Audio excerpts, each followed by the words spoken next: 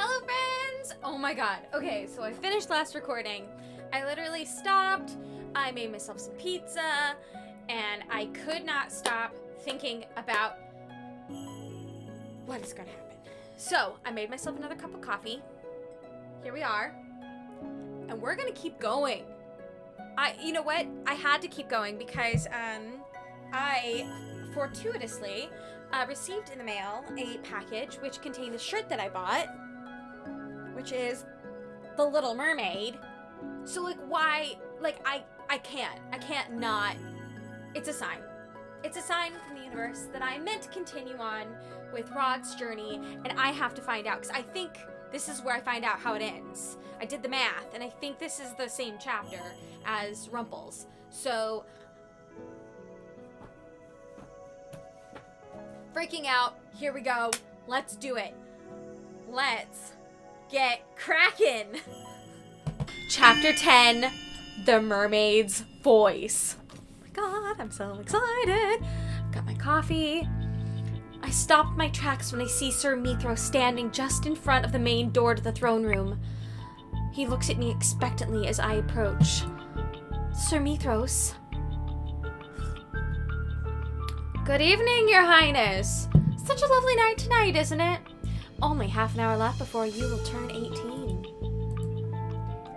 Do not forget our deal, Princess. Come midnight, I will be requesting your aid in exchange for helping the prince break his curse. I clench my hands into tight fists. Helping the prince break his curse? Rod killing someone is not what I wanted. Sir Mithros puts a finger to his lips. You wouldn't want to attract the attention of the knights, would you? There would be quite a bit of explaining to do then. I glare at him, then take a deep breath and lower my voice. I have to double check that I'm recording. I am. Thank God. Let me just double check that my mic is going. It is. Thank God. Anyway, off we go. I glare at him, then take a deep breath and lower my voice. You did not tell me that breaking Rod's curse meant killing someone. Oh? But I am only honoring my end of the deal. Perhaps you should have done your research before agreeing. The grin on his lips never wavers, but I can see the amusement in his eyes. I relied entirely on the story Emmeline told me, and that was my biggest mistake. I should have read the full fairy tale. But now it seems you finally know the full story of the prince's fairy tale, To break his curse, Rod must kill his beloved with the knife his sister has brought him, just like in the fairy tale. Sir Mithros continues to smile at me. I realize that he is speaking slowly, like one might speak to a child. So condescending. No. Wait. I start to realize that Sir Mithros is purposefully drawing out this conversation to stall me. I need to go. Mithros does not stop me when I slide past him to open the doors to the throne room. The first thing I see when I enter the throne room is Rod. He is standing in the middle of the area with Emmeline in his arms. Is she all right? Rod gently places Emmeline on the throne. He leans down to look more closely at her sleeping face, then reaches down to take the object in her hand before he faces me. I can see the metallic glimmer in his hand and know that he is holding the knife Emmeline brought with her. Where did she even get this knife? He pauses to stare at it, then turns suddenly, eyes widening at some sight in another part of the room. I follow his gaze to the corner of the room where Viorica floats in midair. Her eyes are closed and her hands clasped, as if she is just sleeping. Viorica, but how? Such a pleasant surprise, isn't it? Sir Mithros walks into the room with his hands clasped behind his back. You! Good evening, Your Highness. Is this your doing? Sir Mithros just smiles at him pleasantly. Rod only glares back at him. Guards! Sir Mithros clicks his tongue and chuckles. My apologies, Your Highness, but no one will be able to hear you no matter how loud you shout. Not even your witch friend will hear anything through my magic. He knows Delora is here. I glance around the room and notice that Sir Mithros has created his silent green barrier. This is the same magic he used yesterday. Now, let us get back to the matter at hand. You are running out of time, Prince Rod. It would be a shame to see you perish here after the princess went through the trouble of asking me to save your life. April, what is he talking about? I'm rumbled. The princess didn't want you to die, so she asked me to help break your curse. Sir Mithros spreads his arms, gesturing toward both Emmeline and Bjorka. And so, I have been kind enough to set the stage and gather its actors for what I hope to be a wonderful finale. I can't help but wonder how this fairy tale will end. Why would you do this, April? I did not know it meant killing Bjorka, I swear. That is why I came here, to stop you. I told you so many times that there was nothing you could do to help me, and yet you still refuse to listen to me. Because I refuse to let you die. Can you not see that you are important to me, Rod? Oh my, what a scandal. April. I turned to Sir Mithros and stared daggers at him. I asked you to help Rod. Why did you have to involve Emmeline in this? It was a necessary requirement that the princess be the one to give him the knife, Your Highness. It was, after all, the mermaid's sister that brought her the knife to kill her beloved. So that's how she knew about all this. She came here crying and begging me to break my curse because she didn't want me to die. I almost wanted to do it, but I could never kill someone. That is why I will always refuse to break my curse, even if I really want to live. Perhaps I miscalculated. Ah, well, this can be remedied. Sir Mithros waves his hand. His fingers begin to glow subtly with magic. No. What are you? Oh! Rod! A faint green glow surrounds Rod as he doubles over. What are you doing to him? What I should have done to begin with. The witch who cursed him said that he must do this of his own accord, but seeing as he refuses, I am gonna have to bend the rules slightly. Rod stands abruptly and begins walking toward Bjorka. The knife in his hand glistens beneath the patches of scattered moonlight in the room. Princess, he's going to kill Bjorka. Stop this, Sir Mithros. Where is Delora when we need her? I run toward Rod and wrap my hands around his waist in an attempt to stop him, but whether through magic or his own strength, he continues onward. I end up being dragged behind him. Rod, snap out of it. Rod! I must kill her. His gaze is so glassy and his words so mechanical that he sounds nothing like himself. No! Mithros, stop this. I am ending our deal. My apologies, Your Highness, but not even I can dispel my magic once it's been casted. It will only fade of its own volition once what needs to be done has transpired. That, or perhaps in the most unlikely circumstances, the prince will simply shake the spell himself. Though Mithros' words are apologetic, his expression is anything but. In fact, he looks amused by it all. Not so fast. Delora! A crimson ball of light rushes toward Mithros. He waves his hand through the air and is barely able to conjure a shield to protect himself from Delora's magic. Delora! It wasn't exactly easy to find you all, especially with the silencing spell. Such a nuisance. That is not important. Help me stop Rod. Yes, my queen! Frost slowly appears beneath Rod's feet. It spreads up his legs, freezing him in place. I sigh with relief as I collapse onto the floor. My arms are sore with the effort of trying to hold Rod back. Mithros clicks his tongue as he faces Delora. I do not believe you were invited to this play, traitor. Light gathers around Mithros' hand. Moments later, he releases the energy toward her. Delora, in turn, conjures a barrier, successfully protecting herself from Mithros' magic. I always did fancy myself a party crasher. Still, to think that you were alive this whole time. Myth. Myth? His real name, he is one of the Tenebrarum Bearer's servants. This person was my mother's servant? Yes, I do remember that. Allow me to correct you. I am her only faithful servant. I am nothing like that ungrateful bastard who betrayed her to the fairies. Who is he talking about? Well, whatever it is you're planning, forget about it. There's no way we're letting you get away with it. Oh, well, do try your best. But first, a reminder.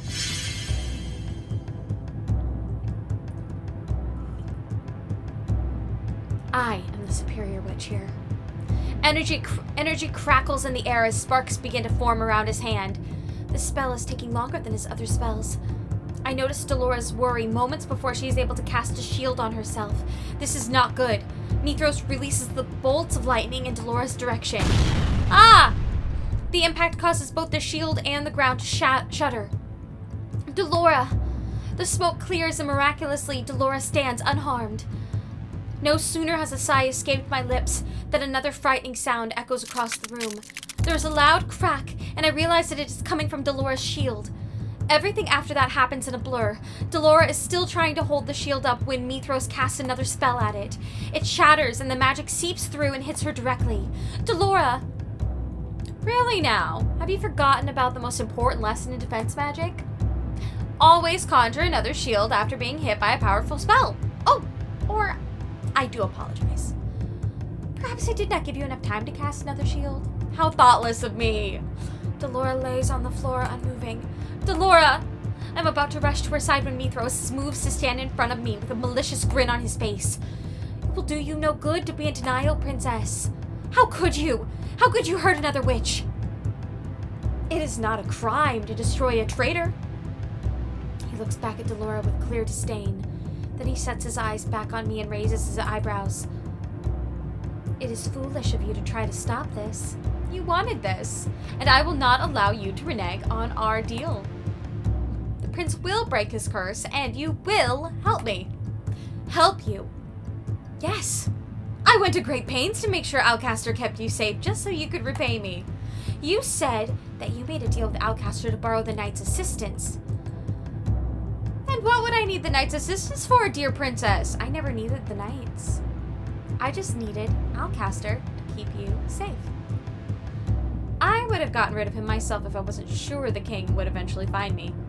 So this whole time you were only trying to keep me safe? To use me? Use is such a simple, ugly word. Remember, I just want you to help me. Princess! I turn around and realize that Delora's spell on Rod has faded, that he is now only a few feet away from Viorka. Rod! I force myself to run toward him as fast as I can manage. I will not let you kill anyone. I do not know what I must do to stop him, so I do the first thing that comes to mind. I put myself between Rod and Viorka just as he is about to plunge the knife into her. Princess! My body is racked with pain the moment the blade sinks into my shoulder. Ugh! I collapse to the floor and hold on to my injured shoulder. I can feel my blood seeping between my fingers. You fool! You could have easily been killed! I do not care. I love Rod, and I would never let him do something he would regret for the rest of his life. I cringe. Tears cloud my vision as the pain worsens. April! I feel Rod's arms around me as he cradles me to his chest. I look up at him to see that his eyes are fixed on my bleeding shoulder. Rod looks at me with anguish. He grabs a handkerchief from his pocket and presses it to my shoulder. I can't believe I did this. I stare in shock as his lips move. It is not Sebi speaking, but him. Your voice. You broke her curse. But how? A bright light envelops us, and for a few moments I have to close my eyes against its brightness. I reach out to grab at my necklace, but it is gone. I open my eyes in panic, but the necklace is definitely not there. April, the glass slippers. I glance down to see a pair of smooth glass slippers on my feet. Now I have to deal with wearing heels, too? No, I'm joking. You broke your curse by breaking mine. I hear the sound of shattering glass and turn to see Mithros staring at a broken vial. What is that? Frost has begun to form at his feet and is now spreading up his legs. Ugh! What is happening? Always have a backup, as they say. Seems like you're the one who forgot the basics of combat. Never turn your back on an opponent unless you're sure that they're dead. Your bloated ego does wonders in turning the tide of battle. Delora is back on her feet and walking toward Mithros. She dusts off her dress as she moves. Delora is unharmed? You. But how? Did you really think I'd forget to conjure another shield? The frost has now made its way up Mithros' neck. Inconceivable. A lowly witch like you could never cast this powerful spell. Delora gestures at the glass shards on the floor. And that's where Parfait's new special potion comes in handy. It makes my magic more powerful. The second most basic lesson is to never underestimate your opponent. Looks like you are the terrible pupil. Mithros opens his mouth to speak, or perhaps to scream, but by the time he opens his mouth, the frost has completely devoured him, leaving him nothing but an icy sculpture. Delora, April is... Has her bleeding stopped? I think so. I cannot make out what they say after that. My world starts spinning, and everything starts to blur, so I close my eyes. I feel Delora's hand on my forehead. The warmth relaxes me somewhat. We've got you, Princess. Hang in there, April. My body becomes heavier by the second as I lean my head against Rod's chest. And then I feel myself falling into never-ending darkness. When I open my eyes, the first thing I see are the soft rays of sunlight seeping through the window. I am in my own room. I attempt to sit up and cringe when I feel a sharp pain in my shoulder. I reach out to touch it, only to realize that it has been neatly bandaged. Despite the injury, my body feels oddly light, stronger than it even was before. I remember I placed myself in front of Yorica to stop Rod from hurting her. But where did this energy come from? The door opens and Emmeline walks in with a tray of food in her hands. She stops when she realizes that I'm staring at her and nearly drops the tray in her rush to stand beside me. April, you're finally awake. I was so worried about you. I am so sorry. This was all my fault. What are you talking about? It was mine, not yours. I remember bringing the knife to Rod, but I can't remember much of what happened before or after that. Just when I woke up in the throne room, I saw that you were bleeding in Rod's arms. I thought you were going to... The rest of Emmeline's words break to pieces as she begins to cry. I'm so sorry for forgetting about you. I made you work too hard while you were my personal maid, and... I shake my head with a sigh. It was not your fault I was cursed, Emmeline. But... I look at her tear-stained face. She was not at fault, yet here she is crying. She really is a good person. I spread my arms. April? I turn away, suddenly embarrassed. You looked like you needed a hug. Emmeline stares at me for a few moments.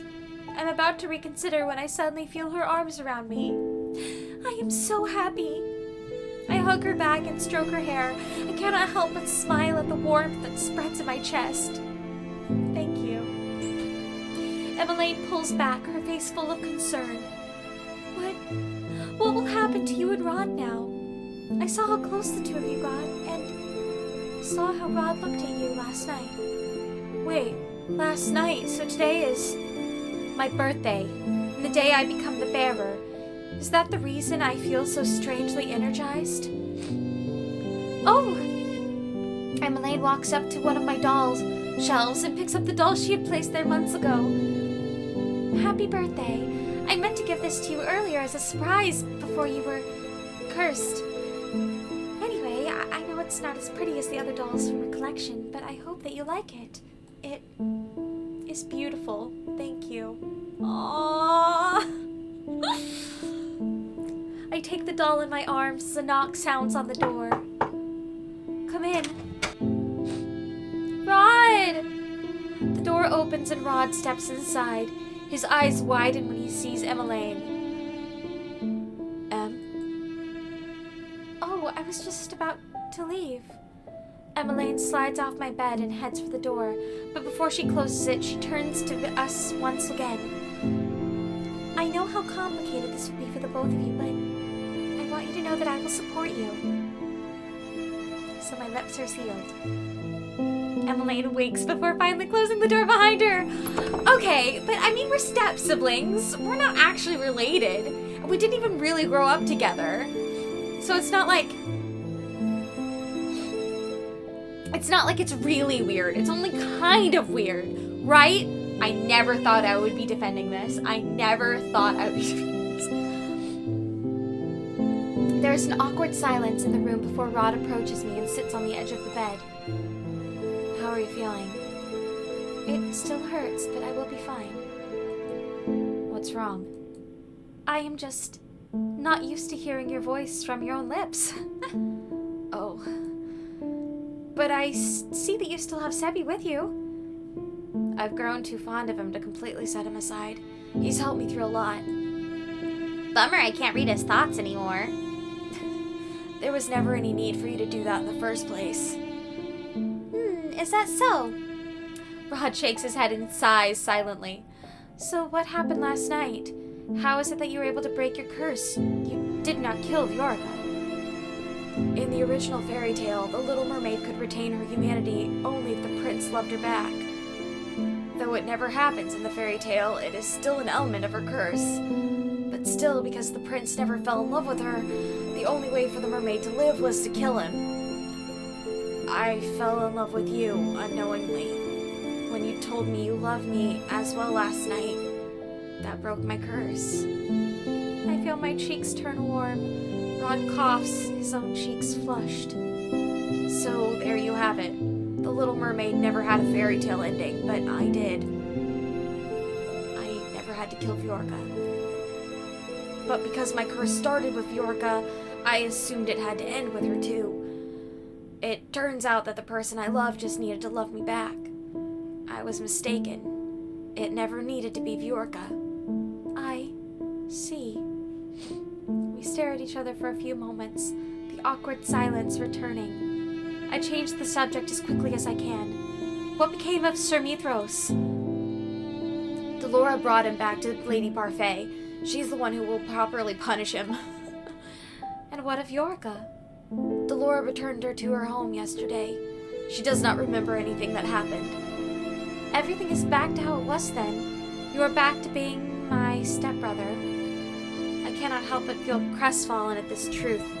Blood binds, but so do sibling bonds. Rod and I can never have what either of us want.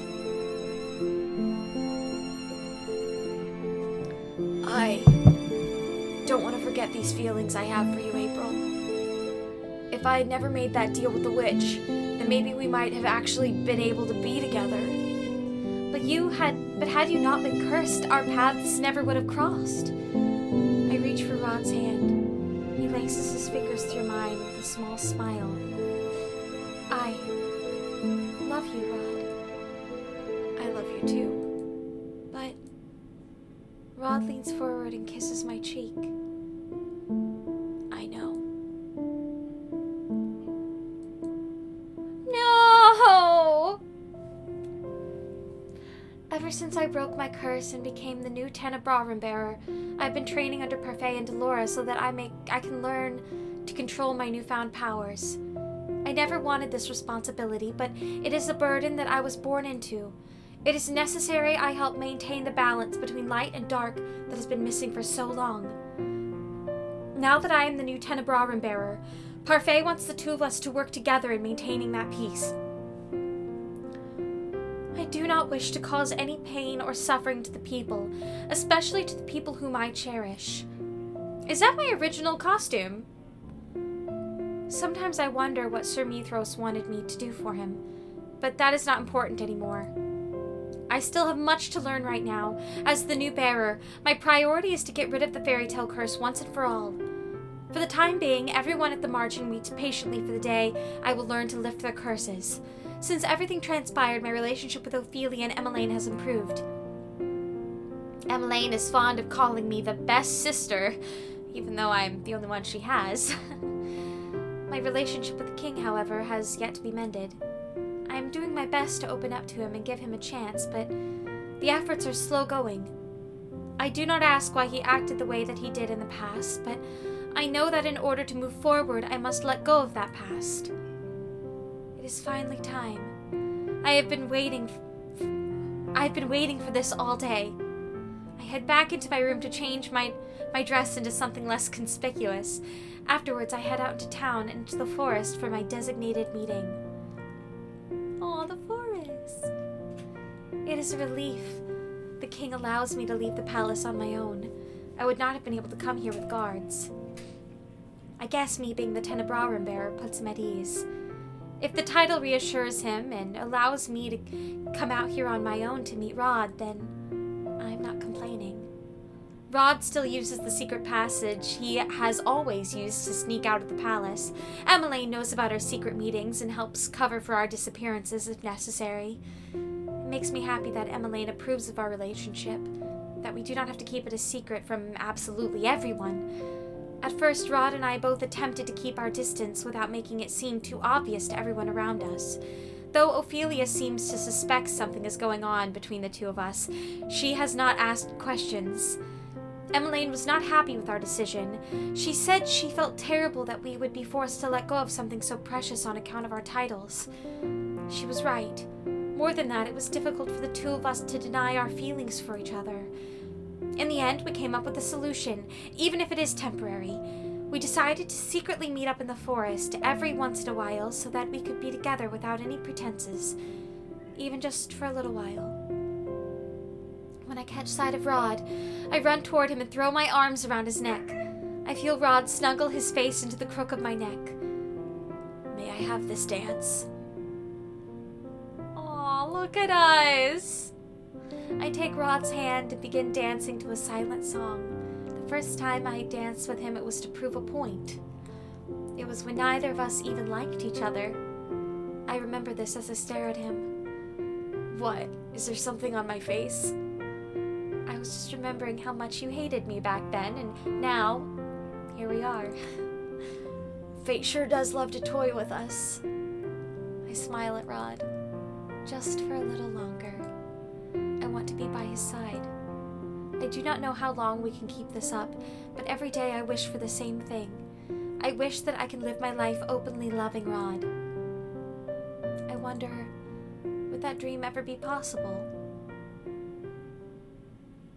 What? Aww. Would that dream ever be possible? You're leaving me on a cliffhanger here. Oh no. I mean, I get it, but also, okay. Like I said, we didn't grow up together. We, at least I don't think so, right? We're not blood siblings. We're only siblings because my dad and his mom got married. I didn't even like him. It's not like we were like had a deep sibling bond and then all of a sudden we're like involved. Never thought I'd be defending this. What? But do I not get to know? We don't get a good satisfying. Is this the bad end? Or is this the good end? Oh my god, if this is the good end, I'm conflicted. I'm so conflicted.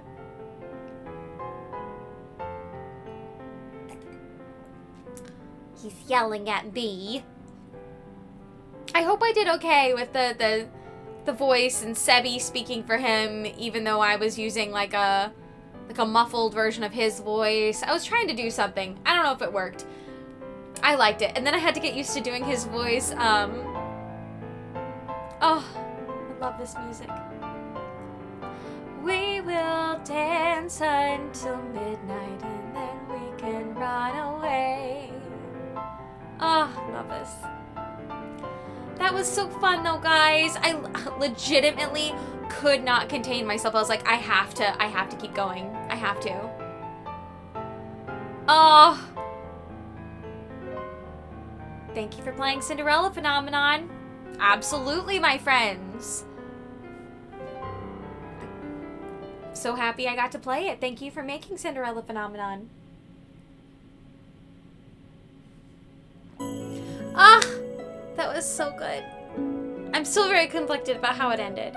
But what a beautiful story. I had a great time.